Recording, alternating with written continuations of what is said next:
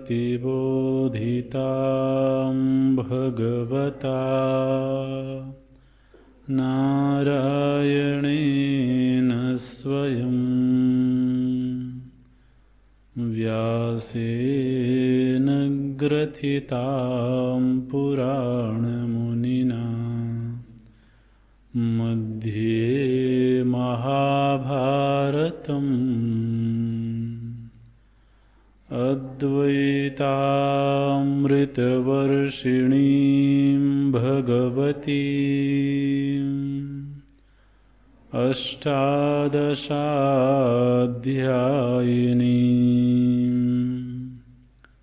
अम्ब त्वामनुसन्दधामि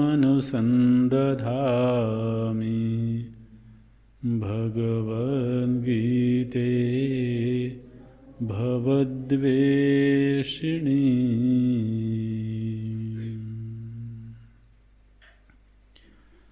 नमोऽस्तु ते व्यासविशालबुद्धे फुल्लारविन्दायतपत्रनेत्र येन त्वया भारततैलपूर्णः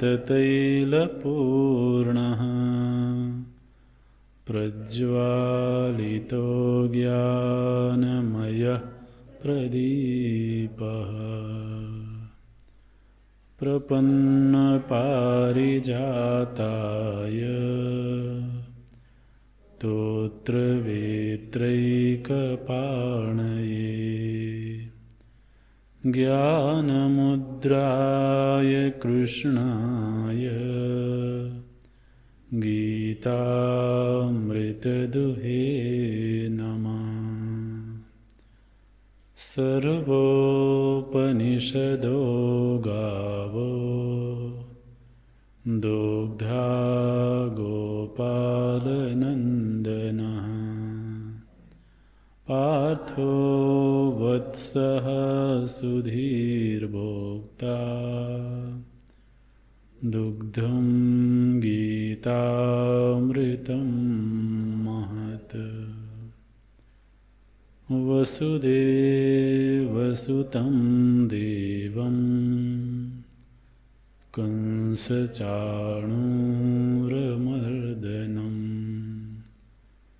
देवकी परमानन्दं कृष्णं वन्दे जगद्गुरुम्। कृष्णं वन्दे जगद्गुरुम्।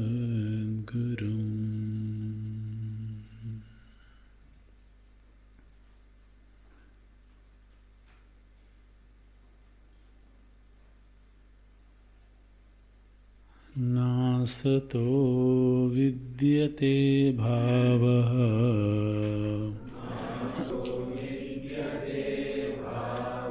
नाभावो विद्यते सतः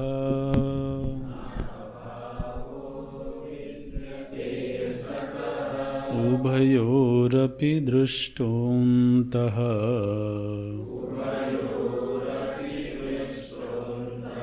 त्वनयोस्तत्त्वदर्शिभिः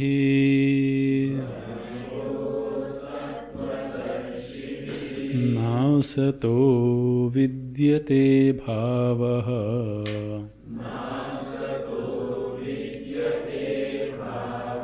नाभावो विद्यते सतः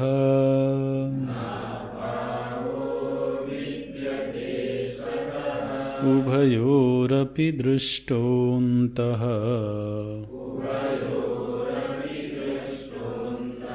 त्वनयोस्तत्त्वदर्शिभिः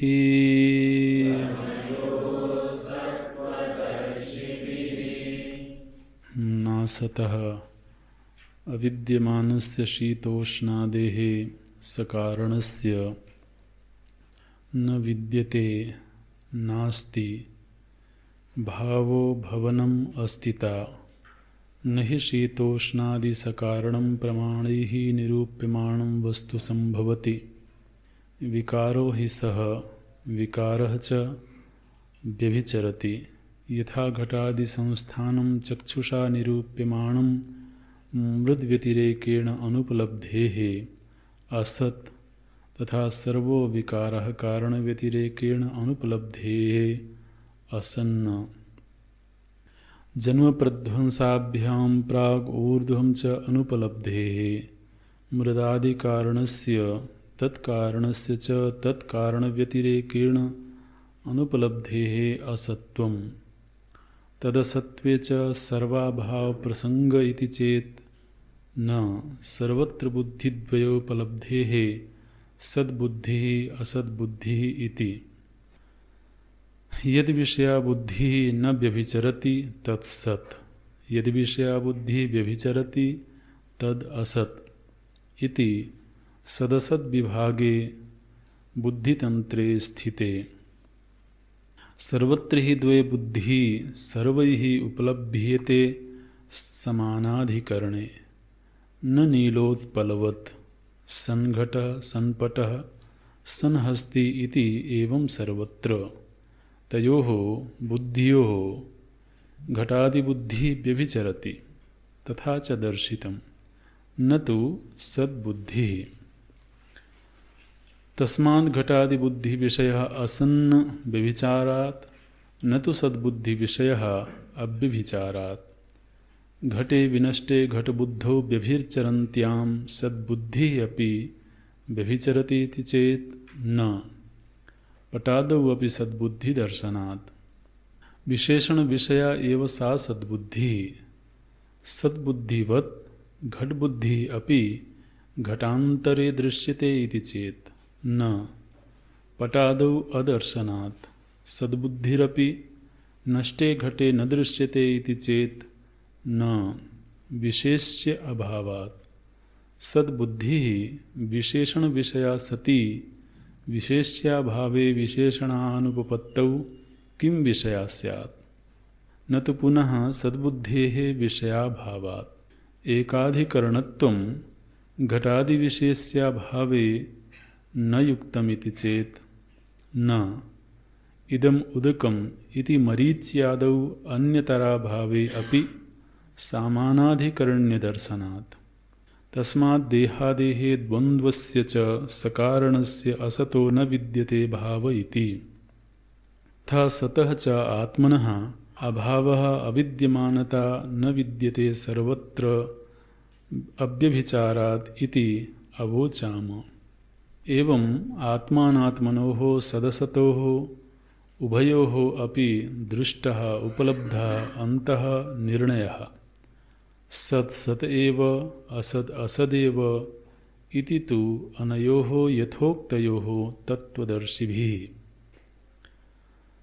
तद् इति सर्वनाम सर्वं च ब्रह्म तस्य नाम तत् इति तद्भावः तत्त्वं। ब्रह्मणो याथात्म्यं तद्द्रष्टुं शीलं येषां ते तत्त्वदर्शिनः तैः तत्त्वदर्शिभिः। त्वमपि तत्त्वदर्शिनां दृष्टिमाश्रित्य शोकमोहं च हित्वा शीतोष्णादीनि नियतानियतरूपाणि द्वन्द्वानि विकारः अयम् असन्न एव मरीचिजलवत् मिथ्या अवभासते इति मनसि निश्चित्य तितिक्षस्व इति अभिप्रायः। भगवान श्री कृष्ण जी के द्वारा दो विभाग किए गए, एक सत का विभाग है और दूसरा असत का विभाग है। सत वो है जो कभी भी अभाव को प्राप्त नहीं होता, असत वो है जो कभी भाव रूप नहीं होता है। और यही तत्वदर्शियों के द्वारा देखा हुआ निर्णय है। और चूंकि शीतोष्णादि सतकोटि में है नहीं, इसलिए उनको असत कोटि में रखना होगा। जिस समय उनकी प्रतीति हो रही है उस समय पर भी, प्रतीति काल में भी वो वस्तुतः नहीं है। ऐसा जो तत्वदर्शी जानता है वह उनसे निष्प्रभावी रहता है। तो तितिक्षा के कई धरातल हो गए। तितिक्षा का एक धरातल तो यह है, जबकि किसी को लगता है कि ये हैं किंतु आगमापायी हैं। एक ये धरातल है कि वो उनके होने को स्वीकार करता है किंतु नित्य नहीं है, अनित्याः। दूसरा आगमापायी हैं, एक समय एक ही चीज़ नहीं रहती है। तो सुख हमेशा नहीं है, सुख के अनंतर दुख, दुख के अनंतर सुख। तो इस तरह से इनका गमनागमन होता रहता है। इस विवेक के साथ वो उनको सहता है। ये साधक का धरातल है। दूसरा, जो तत्वदर्शी है उसको इस बात का बोध है कि वास्तव में ये प्रतीति काल में भी असत हैं। भगवान भाष्यकार इसके लिए दो सिद्धांतों को उद्घाटित करते हैं। एक तो ये कहा गया कि जो विकार होता है वो वास्तव में अपने कारण से व्यतिरिक्त स्वतंत्र सत्तावान वस्तु नहीं है। तो घट जिस समय दृश्यमान है उस समय भी वह मिट्टी से भिन्न घट नाम की कोई पृथक वस्तु नहीं है, हालांकि प्रतीति घट की हो रही है। तो वह प्रतीति काल में भी वस्तुतः नहीं है, ये निर्णय प्राप्त होना चाहिए। दूसरा, जिसका जन्म हुआ है तो जन्म से पूर्व और मरण के पश्चात जिसका अभाव हो जाता है वो वास्तव में प्रतीति काल में भी अभाव रूप ही है। ये दो बातें अभी हम लोगों ने पढ़ी है भाष्य में। अभाव का निरूपण किस तरह से किया गया, तो इसके लिए दो तरीके चिंतन के बताए गए। एक तो यह है कि जो विकार है, जिसको हम विकार संज्ञा प्रदान करें, वह अपने कारण से व्यतिरिक्त नहीं होता है। तो वास्तव में वहाँ कारण ही है। जैसे पंचभूत से बना हुआ यह जो देह है, तो वस्तुतः यहाँ पंचभूत ही हैं। देह कोई स्वतंत्र वस्तु नहीं है। वस्तु मने वसति इति वस्तु, मने जिसका स्वतंत्र रूप से होना सिद्ध होवे। तो कारण से व्यतिरिक्त यदि शरीर का पृथक होना सिद्ध होवे, तब ये बात कही जाए कि शरीर एक वस्तु है। लेकिन कारण व्यतिरिक्त शरीर नाम की कोई पृथक वस्तु उपलब्ध नहीं होती है। तो फिर यही कहा जाए ना कि पंचभूत ही हैं। अगर ये कहा जाए कि पंचभूत ही हैं तो इस कथन में कोई दोष तो नहीं है। तो शरीर नहीं है, असत एव। दूसरा, जिस किसी का भी जन्म आप मानते हैं, ये एक हेतु दिया गया, जन्म प्रध्वंसाभ्याम प्राक ऊर्ध्वं च अनुपलब्धे। जो जन्म से पूर्व अनुपलब्ध था और प्रध्वंसा भाव के अनंतर अनुपलब्ध रहेगा, वो वास्तव में प्रतीति काल में भी अनुपलब्ध ही है। ये माने बड़े सिद्धांत हैं, और इस निर्णय में अगर तो हम ये निर्णय स्वीकार कर लें, स्वीकृति से पूर्व सावधान रहें, क्योंकि स्वीकार कर लेने पर तो बड़ी दिक्कत हो जाएगी। जगत में जगत कहने के लिए कुछ बचेगा ही नहीं। जगत किसको बोलते हैं?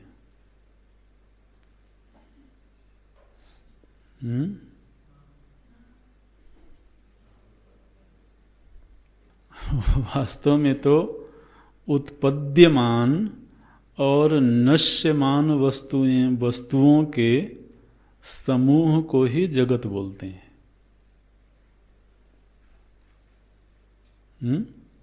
जगत क्या है? उत्पद्यमान और नश्यमान वस्तुओं का जो समूह है वही जगत है।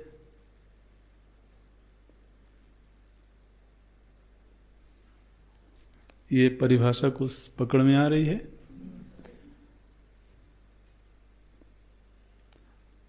और भगवान भाष्यकार जी के द्वारा ये निर्णय दिया गया कि जो उत्पद्यमान है, उन्हें उत्पत्ति से पूर्व नहीं था, और जो नश्यमान है अर्थात नष्ट होने के अंतर नहीं रहेगा,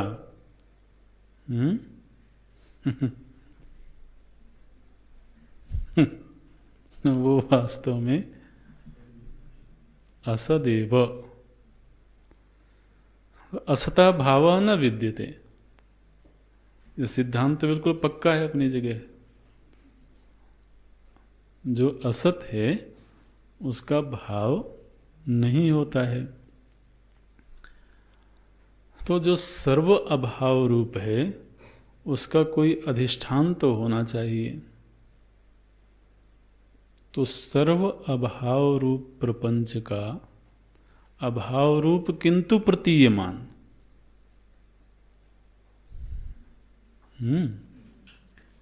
अभाव रूप किंतु प्रतीयमान जगत का कोई अधिष्ठान होना चाहिए जो स्वयं जगत का हिस्सा न होवे। और इसलिए वो असत की कोटि में भी नहीं आएगा। वो होगा सत, और उसका कभी अभाव नहीं हो सकता, क्योंकि सभी अभाव रूप वस्तुओं का वो अधिष्ठान होगा। तो अब इसी विचार को आगे बढ़ाते हैं।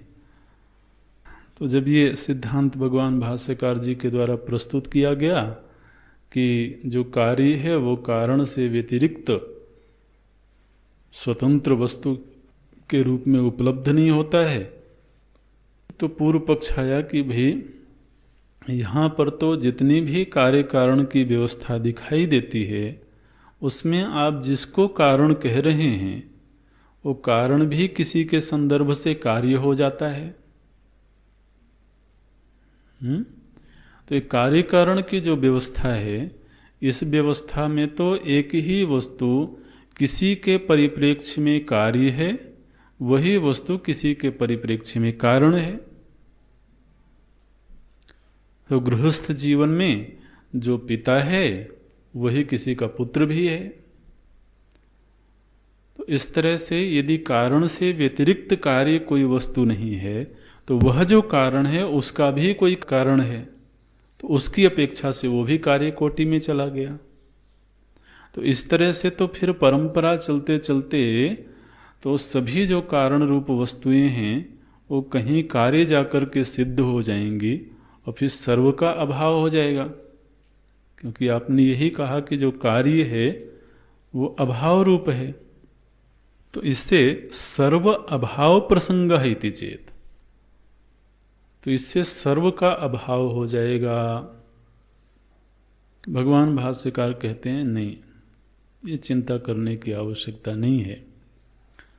वैसे यहाँ तात्कालिक रूप से तो इसका एक उत्तर ये भी हो सकता है कि जो सर्व के अभाव का साक्षी होगा उसका अभाव कैसे सिद्ध करोगे? इसलिए सर्व का अभाव तो पूरी तरह से घटित होगा नहीं, क्योंकि उस अभाव का भी कोई साक्षी होना चाहिए। साक्षी के अभाव के यदि सिद्ध करोगे तो पुनः उसका कोई साक्षी होना चाहिए। इसलिए ये तो समस्या नहीं आएगी। अभी यहाँ पर भगवान भाष्यकार थोड़ा दूसरे ढंग से इस पर विचार प्रस्तुत करते हैं। बोले कि देखो, ये जो प्रतीयमान वस्तुएं दिख रही हैं, इन वस्तुओं में एक ही साथ एक ही अधिकरण में दो बुद्धियां बनती हैं। सर्वत्र बुद्धिद्वयोपलब्धेः, बुद्धिद्वय उपलब्धेः, सर्वत्र सभी में दो बुद्धियां उपलब्ध होती हुई दिखती हैं। एक को बोलते हैं सद्बुद्धि, एक को बोलते हैं असद्बुद्धि। सद्बुद्धि क्या है? बोले यद विषया बुद्धि न व्यभिचरति। एक ऐसी बुद्धि है जिसका व्यभिचार नहीं होता है, माने जो बदलती नहीं है। तो जिस विषय को धारण करने वाली बुद्धि, क्योंकि बुद्धि का कोई ना कोई विषय होगा। बुद्धि माने बुद्धिवृत्ति, हमेशा बुद्धिवृत्ति में कोई विषय होता है। तो जिस विषय को धारण करने वाली बुद्धि नहीं बदलती है वो विषय सत है। ध्यान देना, भगवान भाष्यकार ने क्या कहा कि दो बुद्धियों का निर्माण होता है और दोनों बुद्धियों के दो विषय होंगे, अलग अलग विषय होंगे। माने विषय भेद से ही तो बुद्धि का भेद निश्चित होगा। बुद्धि तो वैसे देखा जाए तो एक ही है, लेकिन जब ये कहा जाएगा कि दो बुद्धि बन रही हैं, माने दो बुद्धि वृत्ति बन रही हैं, तो दोनों ही बुद्धि वृत्तियों का विषय पृथक पृथक होगा। तो बोले इन दोनों ही बुद्धियों में से जिस बुद्धि का व्यभिचार नहीं होता है, वो बुद्धि जिस विषय को धारण करती है उस विषय को बोलते हैं सत। अभी वाक्यों की व्यवस्था ऐसी बनानी पड़ेगी। और जो बुद्धि व्यभिचरित हो जाए उस बुद्धि का जो विषय है उस विषय को बोलेंगे असत। अब ये सत और असत का निर्णय किया जा रहा है बुद्धि के आधार पर। ठीक है ना? दो बुद्धियों का निर्माण हो रहा है। एक बुद्धि ऐसी है जो व्यभिचरित नहीं हो रही है, जो बदल नहीं रही है। दूसरी बुद्धि ऐसी है जो व्यभिचरित हो रही है। तो जो बुद्धि व्यभिचरित नहीं हो रही है उस बुद्धि का कोई विषय होगा। तो जो उस बुद्धि का विषय होगा वो विषय सत कहलाएगा, और व्यभिचरित होने वाली बुद्धि का जो विषय होगा वो विषय असत कोटि में जाएगा। देखिए बोलते हैं यद विषया बुद्धि न व्यभिचरत। यद विषया, जिस विषय को अपने गर्भ में धारण करने वाली बुद्धि का व्यभिचार नहीं होता है, तत्, तत् माने तद विषय, बुद्धि नहीं, तद विषय, यत तत् ऐसे जोड़ेंगे सर्वनामों को। तो यद विषया बुद्धि न व्यभिचरति, तद विषय, वह जो विषय है उसको सत कहते हैं। माने भगवान भाष्यकार जी ने एक बहुत बड़ी बात कह दी धीरे से। ये बात कह दिया भगवान भाष्यकार जी ने कि सत नाम का जो विषय है उसको भी बुद्धि धारण करती है।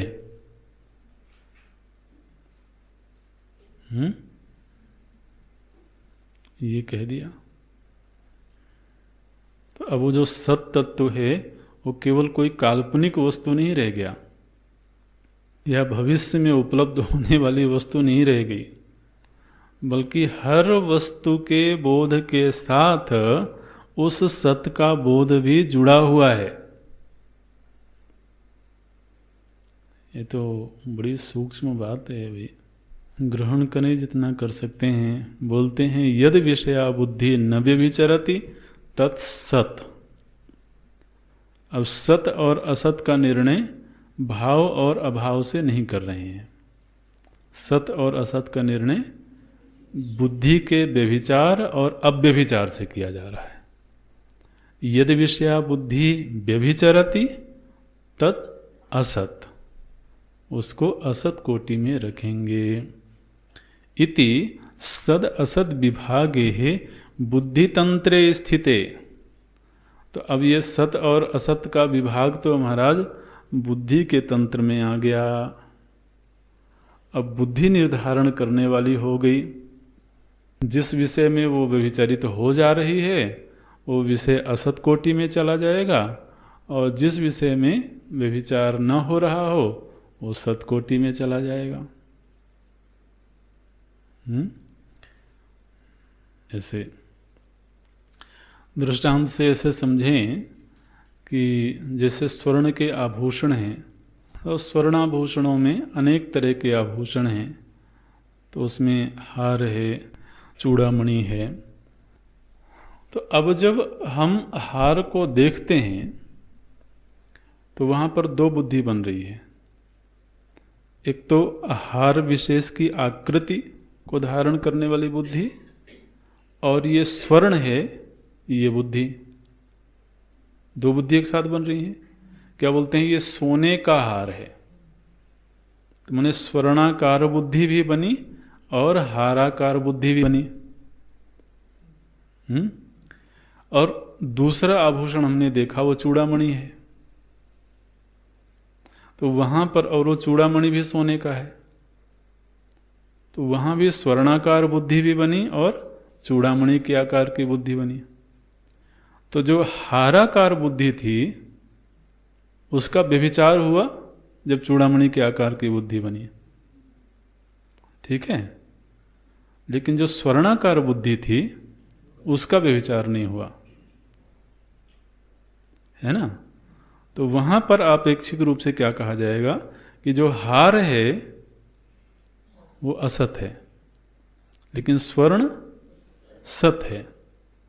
फिर जो चूड़ामणि है वो असत है, स्वर्ण सत है। एक ही विषय में दो बुद्धियां बन रही हैं।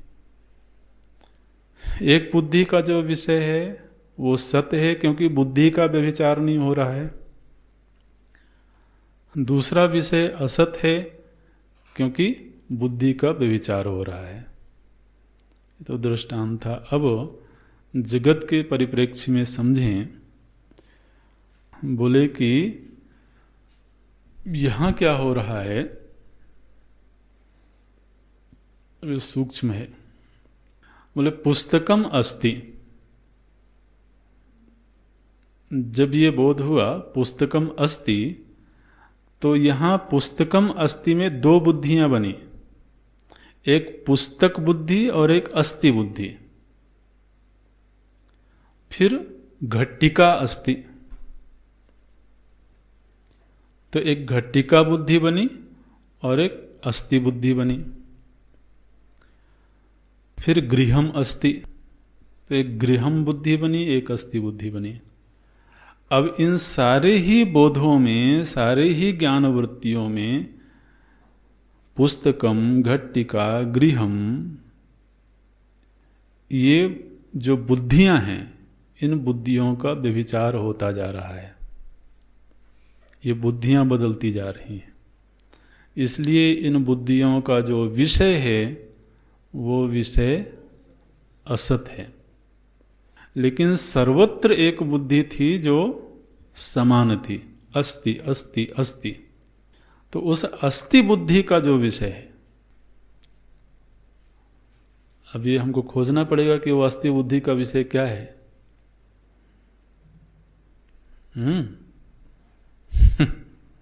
वो जो अस्थि बुद्धि का विषय है वो विषय सत है। क्यों? क्योंकि अस्थि बुद्धि में व्यभिचार नहीं हो रहा है। ये बोलते हैं। तो सर्वत्र द्वे बुद्धि सर्वैहि उपलभ्येते, ये तो बोल दिए महाराज भगवान भाष्यकार की सर्वत्र हर जगह पर हर वस्तु में दो बुद्धियां उपलब्ध होती हैं और सर्वैहि उपलभ्येते, माने केवल ज्ञानी को ही उपलब्ध हो रही हैं ऐसा नहीं, सभी को ये दो बुद्धियां सर्वत्र उपलब्ध हो रही हैं। समस्या ये है कि सभी की जो नजर है वो केवल व्यभिचार होने वाली बुद्धि का जो विषय है केवल उस विषय में नजर है। ये गड़बड़ हो जाता है। बोले सर्वत्र द्वे बुद्धि सर्वैहि उपलभ्येते समानाधिकरणे, एक ही अधिकरण में, एक ही अधिकरण में दो बुद्धियां सभी को उपलब्ध होती हैं। लेकिन ध्यान रखना, ये जो दो बुद्धियों का निर्माण है ये नीलोत्पलवत नास्ति, न नीलोत्पलवत।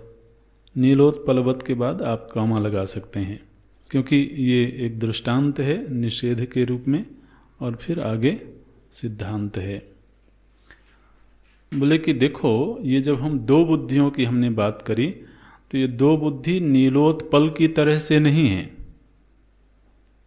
नीलोत्पल में क्या हो रहा है कि जब हमने नीला कमल देखा तो वहां पर भी दो बुद्धि बन रही हैं, एक कमल बुद्धि बन रही है, एक नीलिमा बुद्धि बन रही है।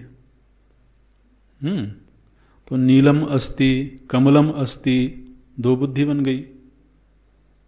इस तरह से ये बुद्धि की बात नहीं की जा रही है क्योंकि वहां पर नीलम बुद्धि का भी व्यभिचार हो जाएगा और कमलम बुद्धि का भी व्यभिचार हो जाएगा। तो ये उस तरह से नहीं कहा जा रहा है, बल्कि यहां क्या कहा जा रहा है, संघटः संपटः। संघटा माने घटः अस्ति, सन जो है अस्तित्व का बोधक है। तो घटः अस्ति, पटः अस्ति, हस्ति अस्ति इति एवं सर्वत्र। तो इस तरह से यहां पर, अन्यथा नीलम उत्पलम अगर यहां पर आप दो बुद्धि मानोगे तो फिर वहां दो ही नहीं, वहां अनेक बुद्धियां बन रही हैं। वहां तो नीलम उत्पलम अस्ति, वहां कोमलम उत्पलम अस्ति, तो कोमल भी है, नीला भी है, सुगंधित भी है, छोटा भी है, बड़ा भी है। तो वैसे तो अनेक बुद्धियां एक ही अधिकरण में बन रही हैं, लेकिन बात वहां पर विशेषण और विशेष्यों को अलग अलग करके नहीं दिखाया जा रहा है, बल्कि एक द्रव्य और उस द्रव्य का अस्तित्व, ये दो बुद्धियों की बात की जा रही है। तो घटः अस्ति पटः अस्ति, इस तरह से सोचना है। तयो हो बुद्धियो हो घटादि बुद्धि व्यभिचरति, जो घट संबंधी बुद्धि है उसका तो व्यभिचार हो रहा है।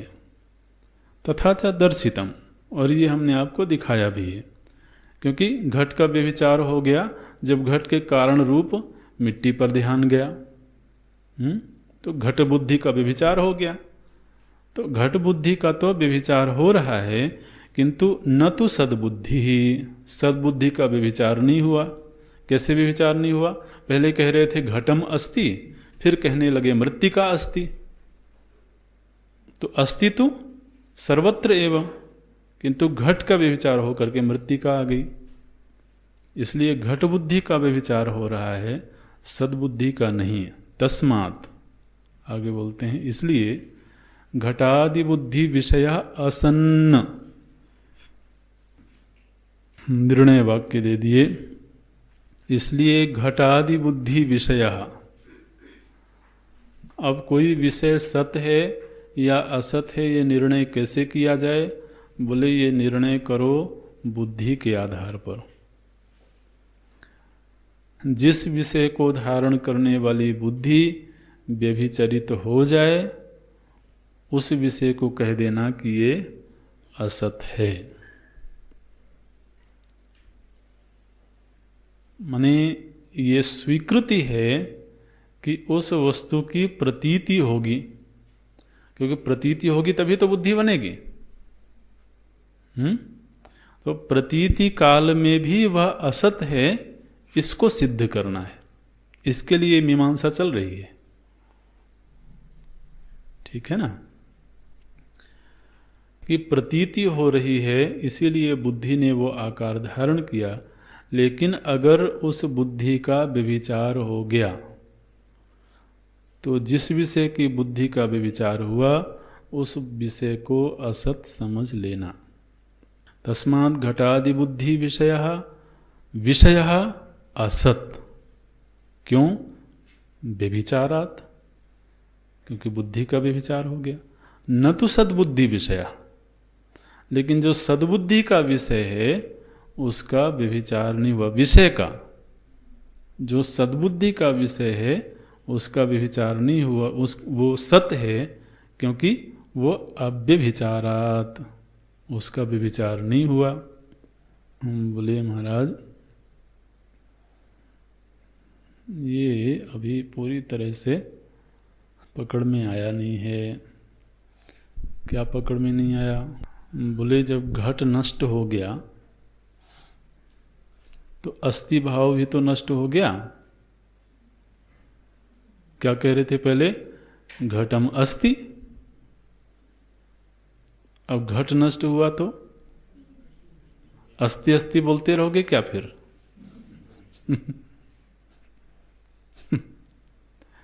बोले घटे विनष्टे, घट के विनष्ट हो जाने पर, ये पूर्व पक्ष है, घटे विनष्टे, घट के विनाश होने पर घट बुद्धो व्यभिचरन्त्याम, तो घट बुद्धि का व्यभिचार हो गया।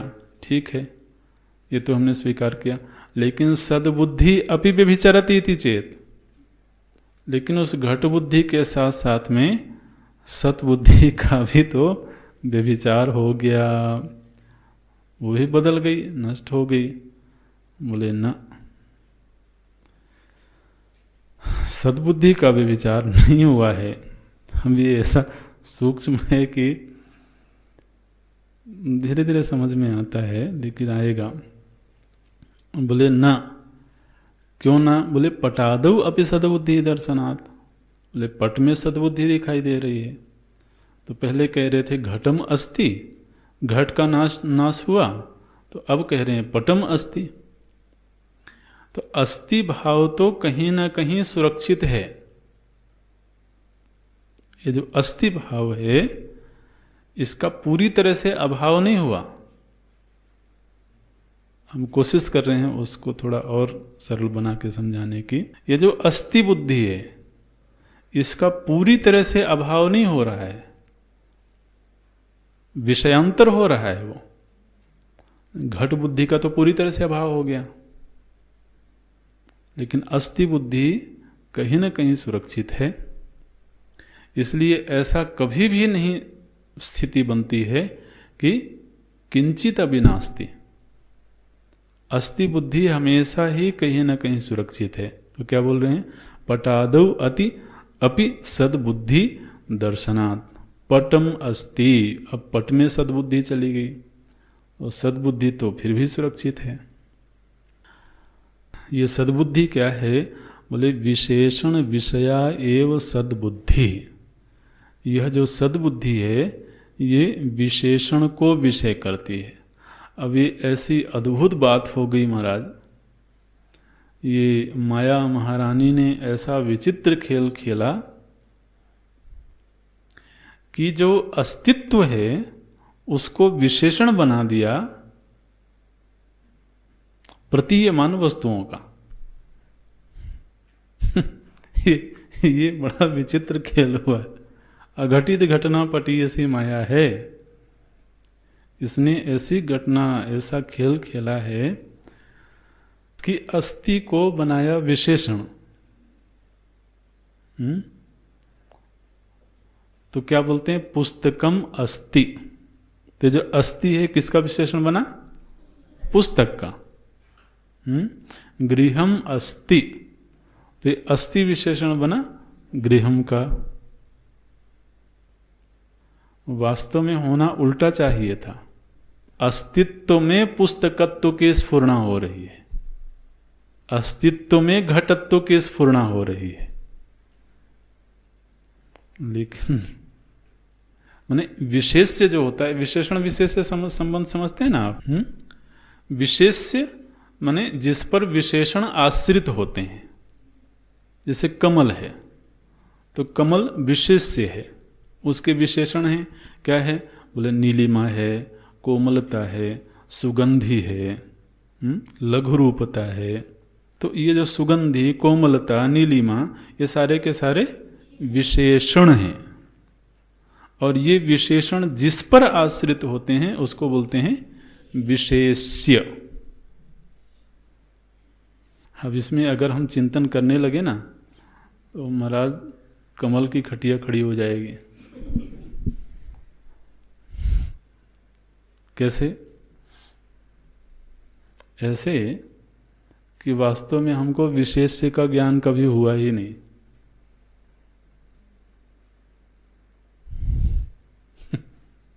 हमको जब भी ज्ञान हुआ वो केवल विशेषणों का ही ज्ञान हुआ है। हमने देखा, विशेषणों को ही तो देखा, उसका एक आकार है, उसका एक रंग है। फिर कोमलता, स्पर्श किया तो भी एक विशेषण है। फिर गंध, नासिका से ग्रहण किया, वो भी एक विशेषण है। तो किसी भी वस्तु के वास्तव में विशेषणों का ही इंद्रिय ग्रहण करती है। अब इन विशेषणों से युक्त जो विशेष्य है वो क्या है भाई?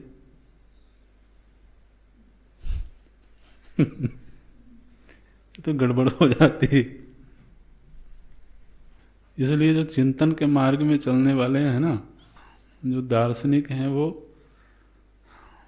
परेशान रहते हैं। जिसको कोई चिंतन नहीं करना वो खुश है, बढ़िया, सब ठीक तो है। लेकिन चिंतन हो तो फिर मामला गड़बड़ हो जाता है। तो यहां पर क्या कह रहे हैं? विशेषण विषया एव सद्बुद्धि। ये जो सद्बुद्धि है, ये किसी न किसी वस्तु का जो विशेषण बन गया, अस्तिपना, उसको विषय करती है ये सद्बुद्धि। पूर्व पक्षी फिर से आए, उन्होंने कहा कि आपने कहा कि घट बुद्धि नष्ट हो जाने पर जो अस्थि बुद्धि है उसका नाश नहीं हुआ, क्योंकि अस्थि बुद्धि पट में चली गई।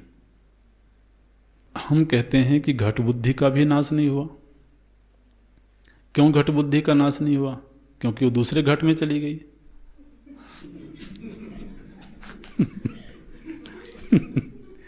क्योंकि देखिए क्या बोलते हैं, सद्बुद्धिवत, जैसे सद्बुद्धि का व्यभिचार नहीं हुआ, वैसे घट बुद्धि अपि, घट बुद्धि भी अव्यभिचारी है। क्यों? क्योंकि घटांतरे दृश्यते इति चेत, क्योंकि वह अन्य घट में दिखाई दे रही है। भगवान भाष्यकार बोलते हैं ना, क्योंकि वो जो घट बुद्धि को तुम अव्यभिचारी मान रहे हो, उस घट बुद्धि को पट में भी दिखाओ। बोले पट में तो नहीं है, लेकिन सद्बुद्धि वो तो है। तो इसलिए क्यों जबरदस्ती खींचतान कर रहे हो? न पटादो अदर्शनात्। हम बोले कि नहीं नहीं, अभी भी बात कुछ पकड़ में आई नहीं। क्यों? क्योंकि सद्बुद्धिरपि नष्टे घटे न दृश्यते। अब ये थोड़ा और सूक्ष्म होता चला जाएगा विषय। हम बोलते हैं सद्बुद्धि अपि, सद्बुद्धि भी दिखाई नहीं देती है। कहाँ दिखाई नहीं देती है? बोले नष्टे घटे, घट के नष्ट हो जाने पर, न दृश्यते इति चेत। तो जिस तरह से घट के नष्ट हो जाने पर घट बुद्धि का नाश हो गया था, ऐसे ही घट के नष्ट हो जाने पर सद्बुद्धि का भी अभाव मालूम पड़ता है। न दृश्यते सद्बुद्धिरपि न दृश्यते, सद्बुद्धिवत सद्बुद्धिरपि नष्टे घटे न दृश्यते। ऐसे करेंगे, सद्बुद्धि के बाद थोड़ा रुक करके सद्बुद्धि अपि, ये जो सद्बुद्धि है ये नष्टे घटे न दृश्यते, नष्ट हुए घट में दिखाई नहीं देती है। इति चेत, बोले नहीं ऐसा नहीं है, इसको ऐसे समझना, सद्बुद्धि वहां इसलिए नहीं दिखाई दे रही है क्योंकि सद्बुद्धि का विषय सत है। और वो सत जो है वो किसी का विशेषण बनकर के उपलब्ध हो रहा था। क्या दशा बनी? पूर्व में ही कह दिया गया था विशेषण विषया एवं सद्बुद्धि। तो अब ये जो सत है, इस वाक्य को समझना तो थोड़ा सा खुल जाएगा मामला। बोले ये जो सत है ये किसी का विशेषण बनकर के उपलब्ध हो रहा है। जैसे पुस्तकम अस्ति, तो जो अस्ति है ये पुस्तक का विशेषण बना, तो पुस्तक क्या बना? विशेष्य। तो विशेष्य को आकार करने वाली बुद्धि तो व्यभिचरित हो रही है, मैंने पुस्तकाकार बुद्धि का व्यभिचार हो गया। लेकिन ये जो अस्ति पुस्तक का विशेषण बन रहा था, वहां वास्तव में अस्ति भाव का व्यभिचार नहीं हुआ है, क्योंकि अब वो जो अस्ति है उसकी अनुपलब्धि हो रही है विशेष्य का अभाव हो जाने से। क्योंकि अस्ति किसी का विशेषण बन रहा था, जिसका विशेषण बन रहा था उस विशेष्य की अनुपलब्धि हो गई। तो अब विशेष्य की अनुपलब्धि हो जाने से विशेषण मालूम नहीं पड़ता है, लेकिन वहां अस्तित्व का नाश नहीं हुआ है। ये कहने की कोशिश कर। देखिए, विशेष्य अभावात, विशेष्य का अभाव हो गया। और हमने पहले ही कहा था कि सद्बुद्धि विशेषण विषया सती, जो सद्बुद्धि है वो तो विशेषण विषया है। इसलिए विशेष्य अभावे, विशेष्य का अभाव हो जाने पर, माने घट का अभाव हो जाने पर विशेषण अनुपपत्तौ, तो विशेषण की वहां उपलब्धि नहीं हो रही है। तो किम विषयास्यात्, तो अब वो जो अस्ति बुद्धि है वो किस विषय को धारण करे? क्योंकि विशेष्य के अभाव हो जाने पर विशेषण की उपलब्धि नहीं हो रही है। केवल इतनी सी बात है, क्योंकि अस्ति रूपी जो विषय है वो इन सभी का विशेषण बन करके उपलब्ध हो रहा है। हालांकि ये उपलब्धि मायाजन्य है, लेकिन ऐसी घटना घट रही है। तो अस्ति बुद्धि का विषय जो सत है वो घट बुद्धि का विशेषण बन गया। अब घट बुद्धि में जो घट है वो विशेष्य है, विशेष्य का अभाव हो जाने से विशेषण की प्रतीति नहीं हो रही है। इसलिए तद विषया बुद्धि भी वहाँ उपलब्ध नहीं हो रही, लेकिन विषय का नाश नहीं हुआ है। न तो पुनः सद्बुद्धे विषय अभावात्, सद्बुद्धि के विषय का अभाव नहीं हुआ है, बल्कि घट बुद्धि के विषय का अभाव हुआ है। एक बार फिर से बोल देते हैं इसको। जब हमने घट को देखा तो वहां पर दो बुद्धि बनी, एक घट विषया बुद्धि बनी, एक अस्ति विषया बुद्धि बनी। जब घट नष्ट हुआ तो घट विषया बुद्धि नष्ट होगी, क्योंकि घट बुद्धि, घट विषया जो बुद्धि है उसका जो विषय है घट, उसका नाश हो गया। लेकिन जो अस्ति विषया बुद्धि है वहां पर अस्तित्व का नाश नहीं हुआ है। इसलिए अस्ति विषया बुद्धि का व्यभिचार नहीं होगा, लेकिन उस समय वहां उसकी प्रतीति नहीं हो रही है। इतनी बात है। तो बोलते हैं न तो पुनः सद्बुद्धे विषय अभावात्। तो बोले महाराज, आपके विचारों से ऐसा निर्णय प्राप्त होता है कि दो विषय हैं, एक घटादि विषय है और दूसरा अस्थि विषय है। घटादि विषय असत हैं और अस्थि विषय सत है। आपने कहा था कि ये दोनों ही विषय एक ही अधिकरण में उपलब्ध होते हैं। पूर्व में कहा गया था समानाधिकरणे। बोले ये बात ठीक नहीं है। एक ही अधिकरण में सतवस्तु की भी उपलब्धि हो रही हो और उसी अधिकरण में असत वस्तु की भी उपलब्धि हो रही हो, ये तो एक ही अधिकरण में दोनों विपरीत अस्तित्ववान वस्तुओं की उपलब्धि ठीक नहीं मालूम पड़ती है। देखिए ये प्रश्न उठाते हैं, एकाधिकरणत्वम, एक ही अधिकरणत्व घटादि विशेष्य अभावे न युक्तम इति चेत। तो जो घट आदि विशेष्य हैं उसी में वो एक ही अधिकरण में और अस्थि भी एक ही अधिकरण में उपलब्ध होवे, ऐसा हमको युक्त नहीं लगता है। हम बोलते हैं नहीं, इसमें कोई समस्या नहीं है, न इसमें कोई दिक्कत नहीं है। क्यों?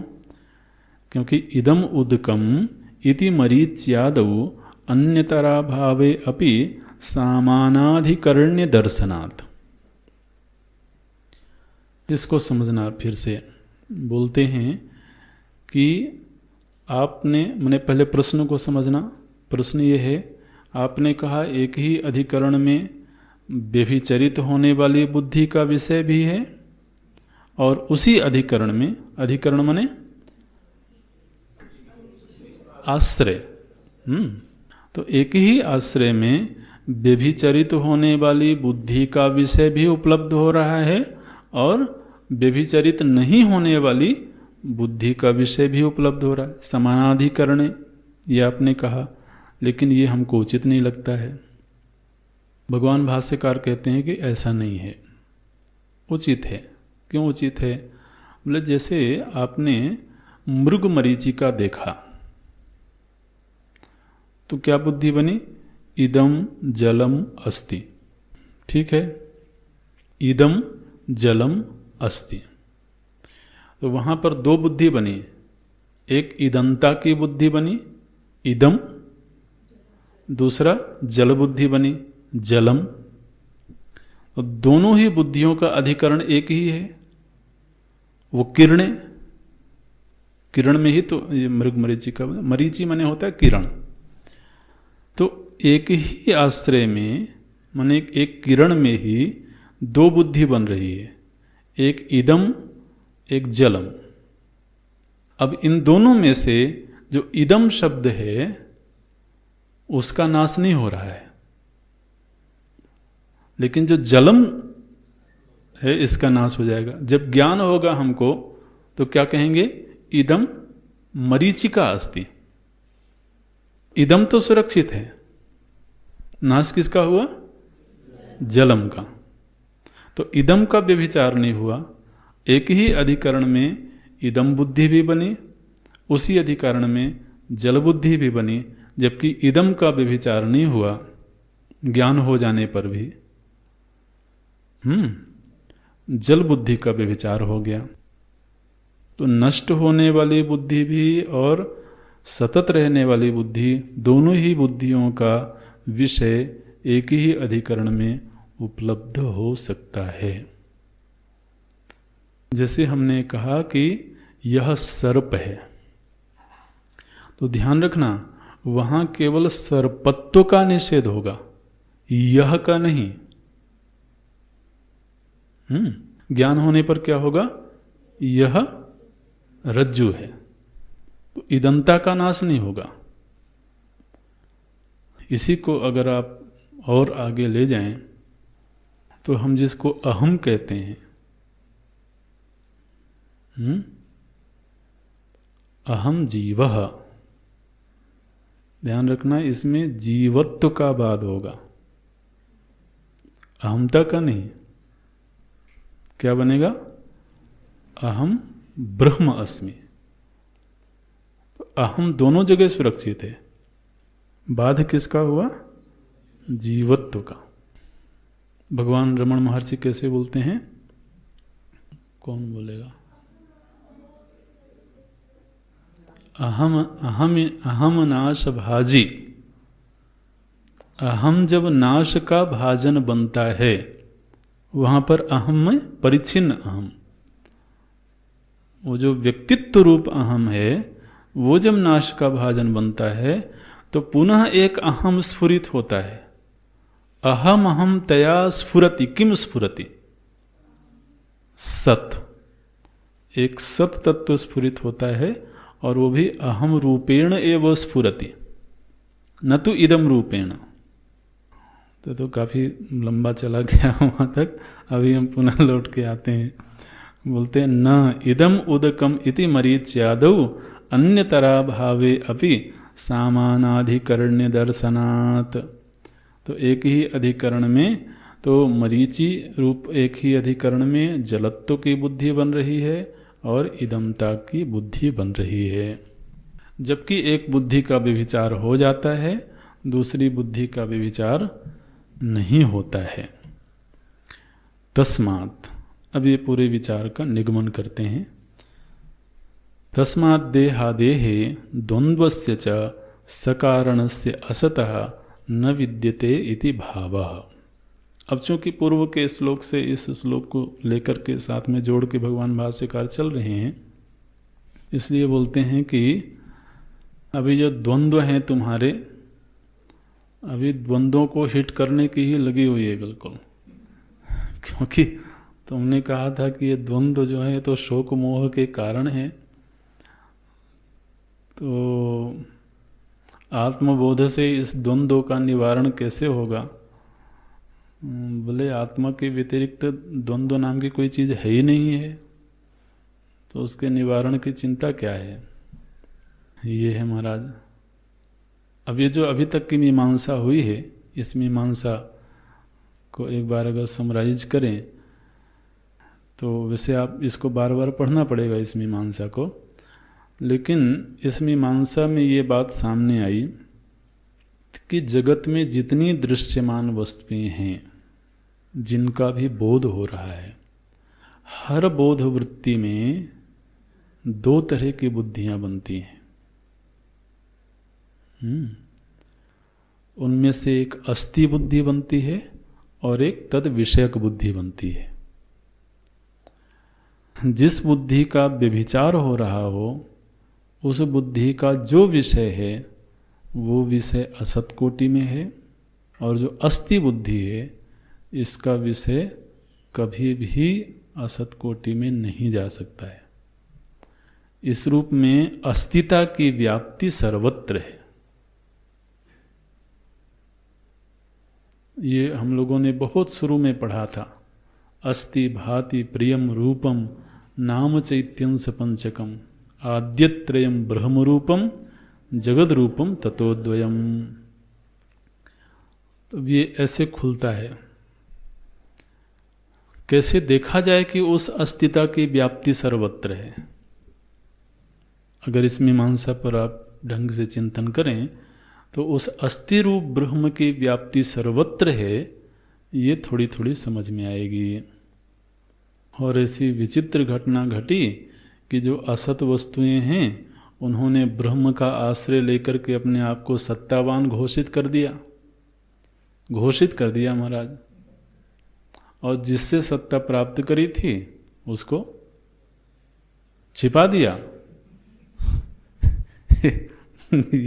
विषयों ने ऐसा उपद्रव किया कि ब्रह्म से सत्ता लेकर के अपने आप को सत्तावान घोषित किया कि देखो हम हैं, और अपने आप को सत्तावान घोषित करके इतने प्रबल हुए, और अपने होने के घोषणा करने के लिए इन्होंने फिर इंद्रियों को भी बनाया। कोई जानने वाला भी तो हो कि हैं ये।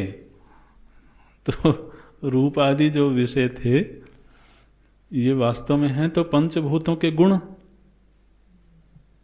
रूप आदि क्या है? शब्द रूप रस गंध, ये जो 5 विषय हैं ये क्या है वास्तव में? पंचभूतों के गुण हैं। लेकिन इन गुणों ने अपने भूतों से कहा कि अब एक एक इंद्रिय प्रकट करो। तब तो हमें कोई जानने वाला होगा। तो फिर शब्द नाम का जो विषय था, उसने आकाश से कहा कि कर्ण इंद्रिय को प्रकट करो। तो कर्ण इंद्रिय प्रकट हुई, अब वो शब्द को ग्रहण करती है, तो शब्द का अस्तित्व प्रमाणित हो गया।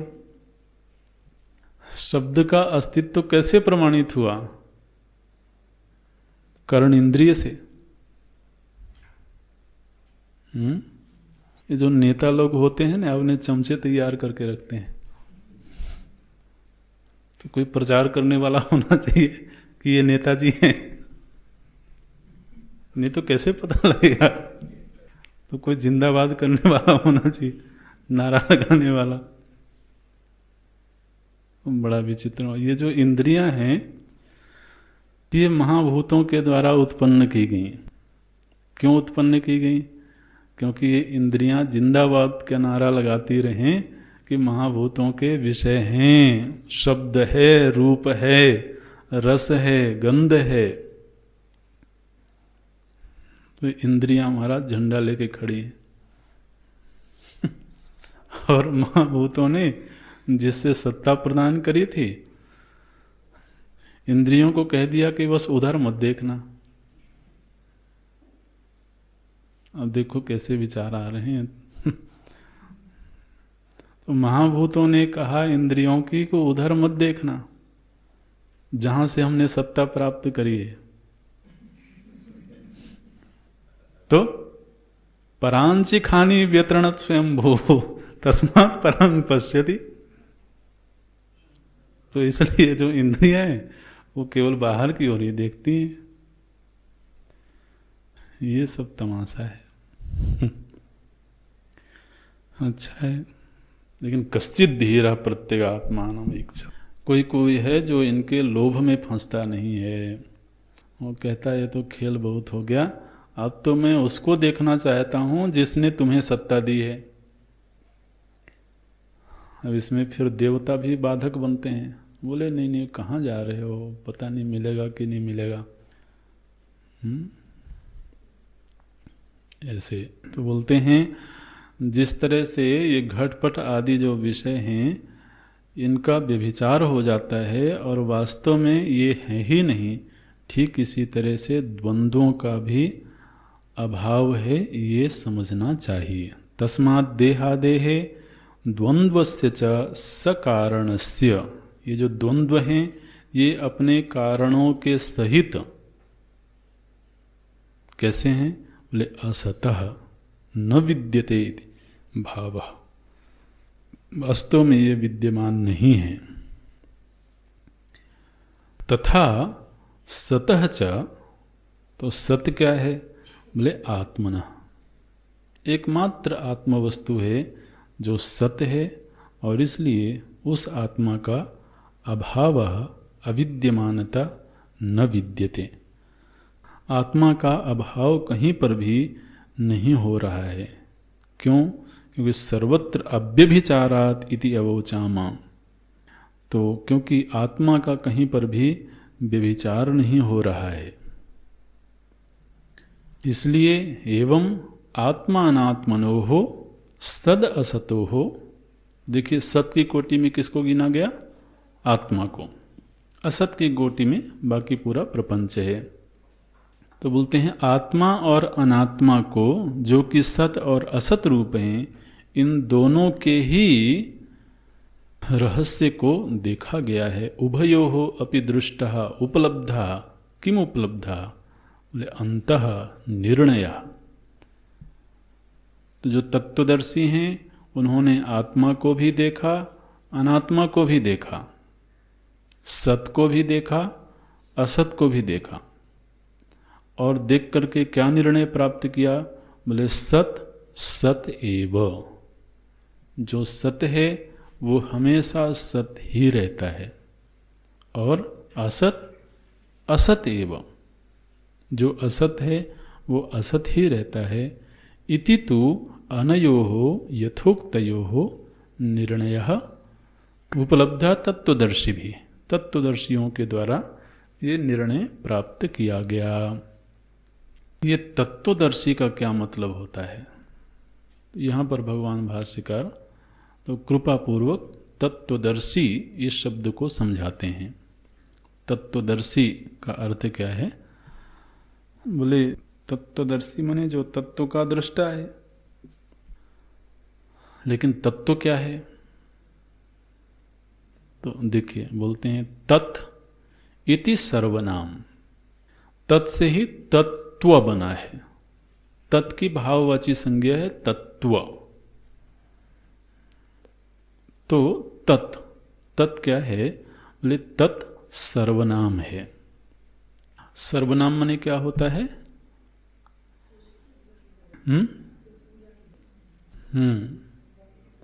हाँ, ये परिभाषा ठीक है, लेकिन सर्वनाम का अर्थ होता है जो सभी का नाम है।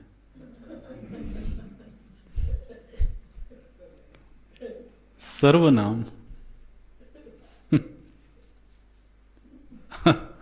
बिल्कुल सही, विनोद के लिए नहीं बोल रहे हैं, जो सभी का नाम है। ठीक है, जैसे पुस्तकम, गृहम, विद्यालयम, ये तो सब संज्ञाएं हो गई। लेकिन जब तत् बोलेंगे तो तत् सभी के साथ जाएगा। तत् पुस्तकम, तत् गृहम, तत् वनम, ये तत् सभी के साथ जुड़ रहा है ना।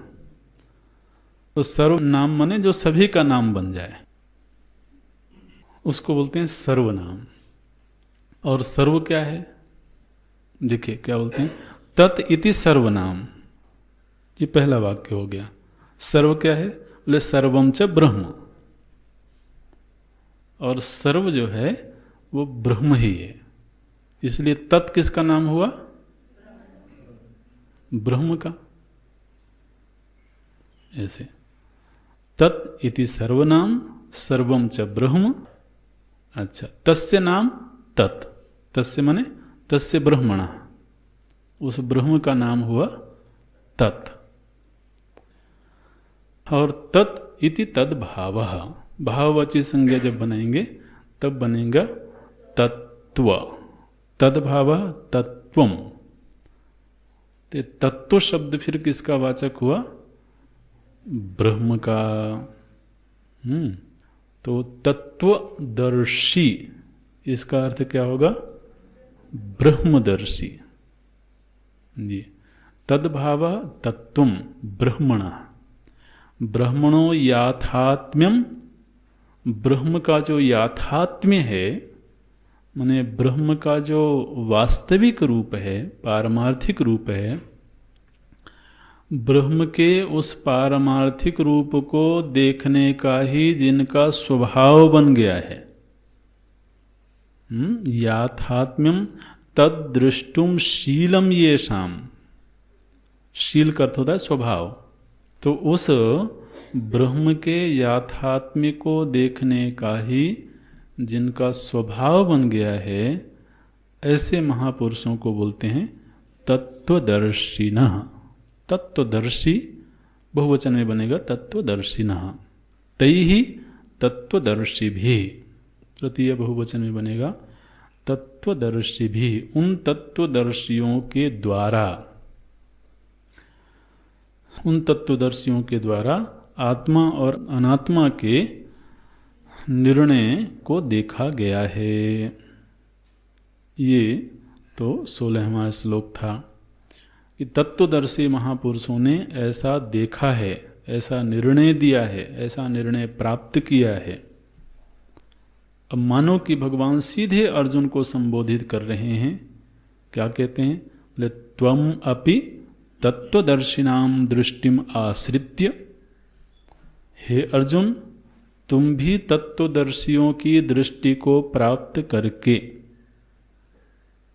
क्योंकि शोक मोह से घिरे हुए हो ना, तो शोक मोह से निवारण के लिए तुम्हें भी तत्वदर्शियों के दृष्टि को प्राप्त करना होगा।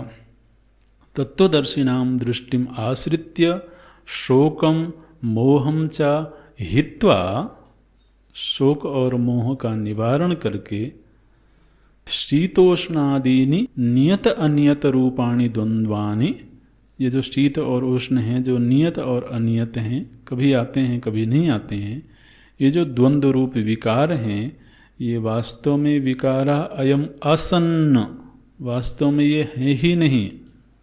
एवं मरीचि जलवत मिथ्या अवभासते, ये तो मृग मरीचिका की भांति मिथ्या ही अवभासित हो रहे हैं। इति मनसि निश्चित्य, ऐसा मन से निश्चय करके तितिक्षस्व इति अभिप्रायः, तो तुम इनकी तितिक्षा करो, ये अभिप्राय है। तो जैसा कि कक्षा के आरंभ में ही हमने यहाँ से विचार शुरू किया था कि जो भी द्वंद्व हैं, शीत उष्ण केवल प्रतीक के रूप में हैं। जीवन में जो भी द्वंद्व हैं, तो इन सारे ही द्वंद्वों को सहने के लिए भगवान भाष्यकार वो भगवान श्री कृष्ण आदेश दे रहे हैं। ये सीधे भगवत वचन है, तितिक्षस्व, तितिक्षा करो। अब तितिक्षा करने के तो कई धरातल देखने को मिले। तत्वदृष्टि अगर उपलब्ध है तो ये है कि ये है ही नहीं। तो व्यक्ति अपने स्वरूप में स्थित है, तो स्वरूप को ये द्वंद्व स्पर्श भी नहीं कर पाते हैं। माने दोनों का धरातल ही अलग अलग है, एक तत्व का धरातल और एक द्वंद्वों का धरातल। ये दोनों का धरातल भिन्न है। ये धरातल वैसा ही है जैसे मृग मरीचिका में दिखने वाले जल का और किरणों का धरातल है।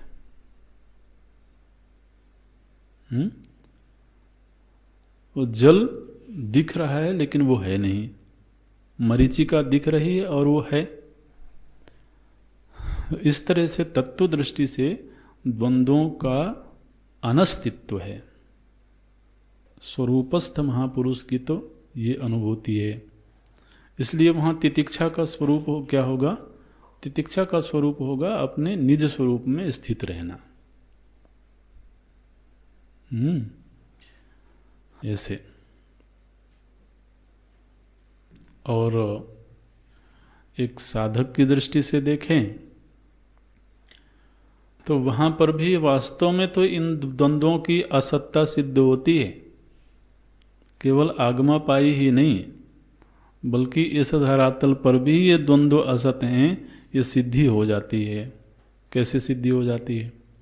अच्छा आप बताइए, 1 महीने पहले या 1 वर्ष पहले, थोड़ा सा भी पीछे जाएं, तो कोई ऐसा विषय था, कोई ऐसी परिस्थिति थी जिसने चित्त को बहुत विचलित किया।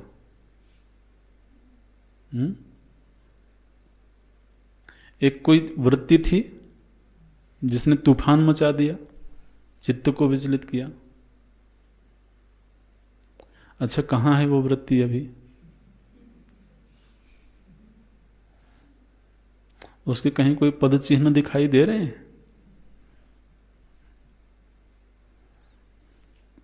जिस समय वो तूफान आता है उस समय बहुत प्रबल मालूम पड़ता है, लेकिन कालांतर में वो था ये सोचना भी मुश्किल होता है। भाई अगर वो होता तो कम से कम कहीं तो सुरक्षित रहता अभी भी, या उसकी राख ही कहीं बची होती। चलो नष्ट कर दिया तो कुछ तो बचा होता है, कुछ भी नहीं। और बार बार विचार करके देखो तो यही लगता है। हाँ, जिस समय आया उस समय बड़ी हलचल मचाई, ये तो हम देखते रहते हैं। बिल्कुल प्रत्यक्षदर्शी है।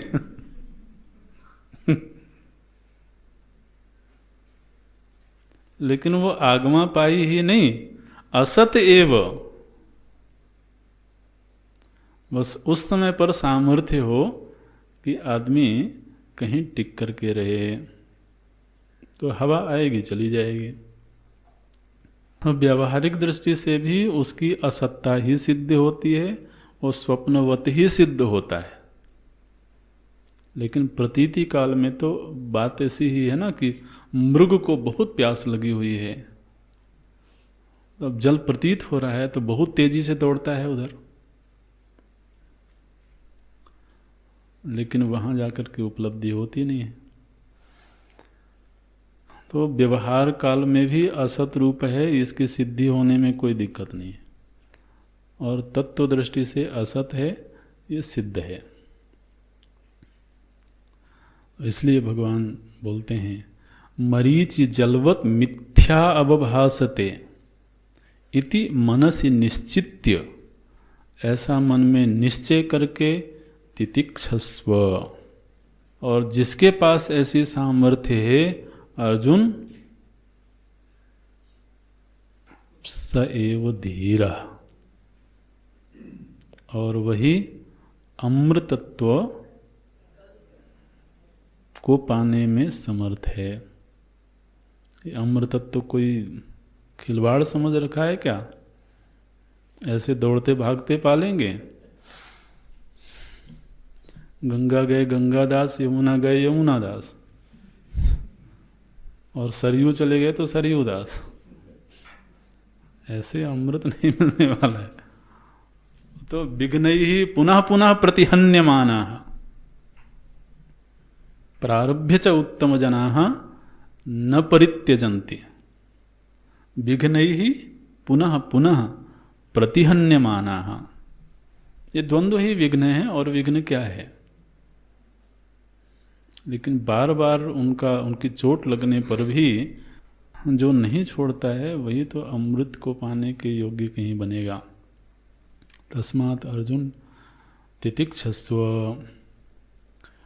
अब वो जो सत तत्व है जिसका कभी भी अभाव नहीं होता है, उस सत तत्व की ही व्याख्या भगवान आगे भी प्रस्तुत करते हैं।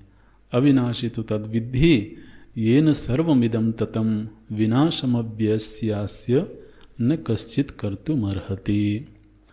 तो अभी हमने उस तत्व को किस रूप में देखा? बोले जिसका कभी व्यभिचार नहीं होता। कभी व्यभिचार नहीं होता माने काल में। अभी क्या देखा गया? कभी व्यभिचार नहीं होता माने किसी काल में उसका व्यभिचार नहीं होता।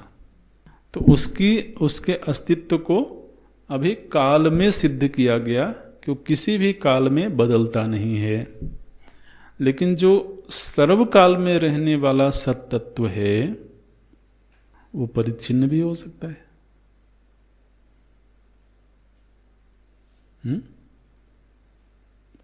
तो अब अगला जो मंत्र है, श्लोक है, वो ये बताने जा रहा है कि जिसका किसी काल में भी विचार नहीं होता है, वास्तव में वो अव्यभिचारी तब सिद्ध होगा जब उसका किसी देश में भी व्यभिचार ना हो।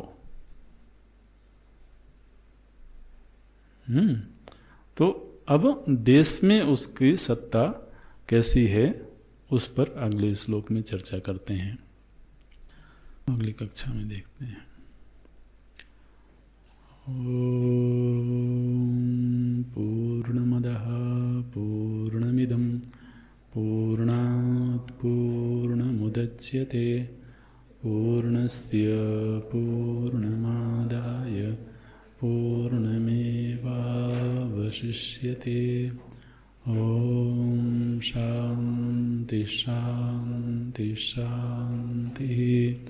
हरि ओम श्री गुरुभ्यो नमः। हरि ओम।